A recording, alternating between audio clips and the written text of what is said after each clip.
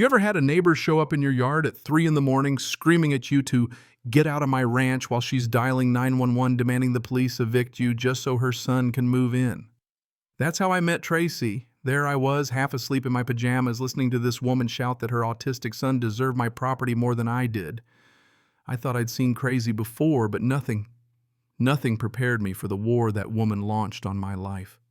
And if you're still with me, I want to know what's the wildest thing a neighbor's ever tried to pull on you. Anyway, let me back up a sec. The truth is, things weren't exactly perfect before all that. I'm 50 hands beat to hell from a lifetime of welding, already stressing over a property tax bill sitting on my kitchen table, $8,000 I didn't have. My uncle left me this ranch, and it's all I got, but the county didn't care. I'd already tried every exemption, every loophole, and every polite phone call. Denied every time. The world just doesn't look out for regular folks anymore, you know? So there I am feeling the walls close in when Tracy shows up one sunny Tuesday, arm in arm with her son Kevin. Picture perfect, her in pressed jeans, him looking lost, both with that air of practiced struggle. I'm Tracy, the HOA president. She says never a title that inspires confidence, but she's got this warm voice, and the way she talks about Kevin tugs at your gut. She lost her first kid, she says, and now Kevin finds peace in places like your ranch. Could he camp here sometimes? Maybe spend a night if he's anxious. I watch Kevin the whole time. The kid's fidgety, stimming eyes darting away. Look legit. But then I notice the knots he tied in his rope, fancy knots, the kind you learn working construction, not something you pick up in therapy. And Tracy kept throwing out legal phrases, therapeutic accommodation, ADA compliance, like she'd memorized them from a pamphlet but didn't really understand. Still, who am I to say no to a struggling mom and her kid, right? So I let them set up a tent at the far edge of my land just for one night. What could go wrong? Next evening, I walk out to check just being neighborly. Their little tents set up on public land, but perfectly positioned to watch my house. Tracy and Kevin are talking in low voices until they see me. Then it's all smiles, and Kevin's doing so much better. But something feels off. Later that night, I get the foreclosure notice, 30 days. Not the 90 I expected before they take the ranch. My hands are shaking, but when I look up, I swear I see Tracy watching from across the field. Probably just my nerves, right? Well, by day 3, that one tent had turned into a whole campsite generator. Lights, a camping toilet, the works. I call my neighbor Sarah, and she says, "Ryan, you're getting played. That boy's moving in, and if you don't stop it, you'll never get them out." But every time I even think about saying something, Kevin has a meltdown, and I feel like a jerk. Things blow up when Officer Harris shows up at my door about trespassing complaints. Tracy comes running folder in hand, talking about legal rights and ADA compliance, and suddenly the officer's nodding along. She can't show any real paperwork, but she talks a good game. I'm watching Kevin during all this. 1 second he's anxious. Next second he's speaking to the officer calm and polished about sensory integration and therapeutic outcomes. No sign of distress, no struggle. It's like someone flipped a switch. That night I set up cameras, old cheap motion-activated ones, nothing fancy. And what do I catch Kevin 2 a.m. walking my property line, testing my gates, checking my windows, spending 10 minutes studying my workshop, the one with all my tools. Earlier footage shows Tracy filming my yard dropping digital pins and saying to her phone, Phase 2 indoor access. Suddenly I'm not thinking about therapy, I'm thinking about reconnaissance. Then my lights get moved just enough to create blind spots. When I confront Tracy, she says Kevin's photosensitive. The lights trigger his anxiety. Always an answer, always some new medical issue. I see her that evening drawing up layouts, noting my routines, Kevin relaying info like a little lieutenant. My gut's screaming now. Sarah's daughter tells me about Kevin giving a 20-minute speech at the autism group, no stimming, no nerves, just full-on TED Talk mode. Parents eating it up, Tracy passing out flyers with fill-in-the-blank ADA complaint forms and QR codes for pressure kits. I check the permit number, it's not even from our county. Kevin starts naming local properties in his talks who's behind on taxes, which lots would make great therapy spaces. It's not about helping kids, it's about targeting vulnerable owners. Then comes the GOAT. Kevin claims it's therapy, so I let them keep it pinned up. until the goat knocks over. Sarah's granddaughter Emma sends her to the ER. Now Tracy's blaming me for failing to secure a therapeutic animal. Kevin. He's off to the side taking notes, snapping pictures, not a hint of distress.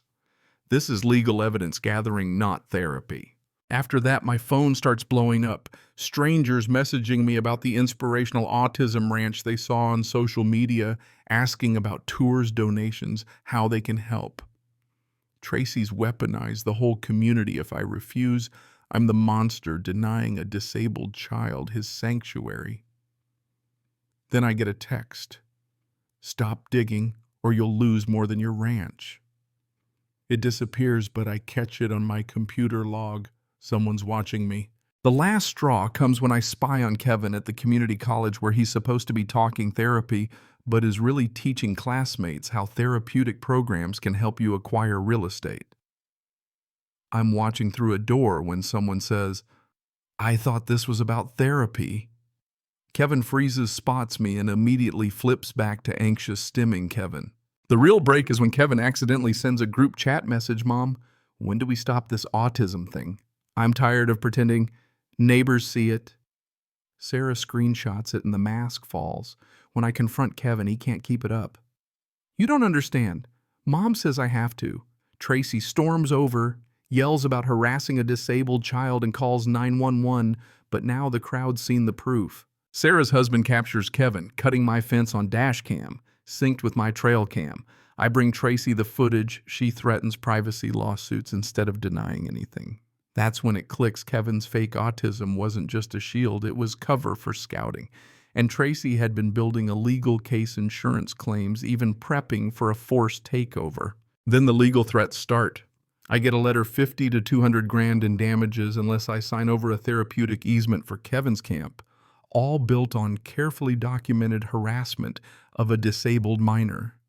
My insurance premium spikes. Someone's reported me as running an unlicensed therapy facility, complete with anonymous photos and incident reports. When I check at the bank, the officer whispers that a woman in her 40s already asked about my foreclosure timeline.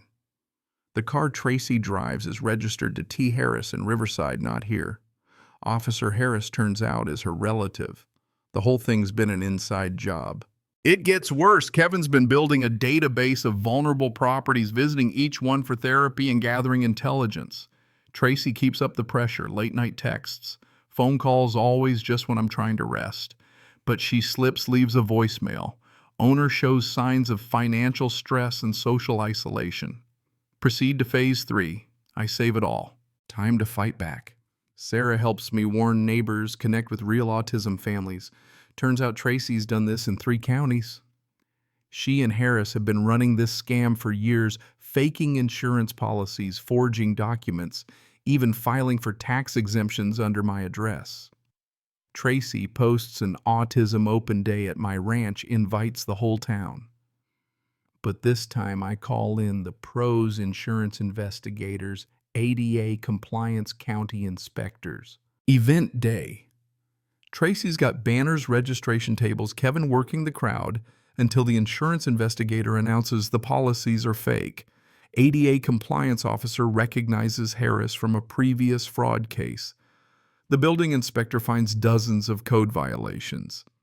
The sheriff serves Tracy a restraining order right in front of her supporters, news crews, and the whole community. Kevin finally cracks, drops the act, shouts, "I'm tired of stimming on command. I'm not autistic. My mom made me do it." Tracy melts down, tears up her fake documents, smashes her phone bolts in the rain while everyone's yelling about their donations. Kevin stands in the mud, just a scared kid. Tracy's gone. The therapy garden sign washes away in the rain, and I'm left with my property and my dignity intact. In the aftermath, Tracy faces fraud charges, insurance fraud, identity theft, conspiracy, even corrupting public officials. Harris gets charged too, and Kevin, who the court decides was manipulated, gets community service, ironically, at a real autism ranch. Sarah organizes a fundraiser that pays my tax bill and secures the ranch for good. The best part, Kevin, working real therapy, now learns what it means to actually help kids, learns welding too. Later, he brings me an envelope. Inside, my uncle's will and proof that Tracy was once his nurse, fired for stealing before he left everything to me. All those years she was just trying to take back what she thought she'd lost. So here I am, still on my land, teaching real kids real skills, finally at peace.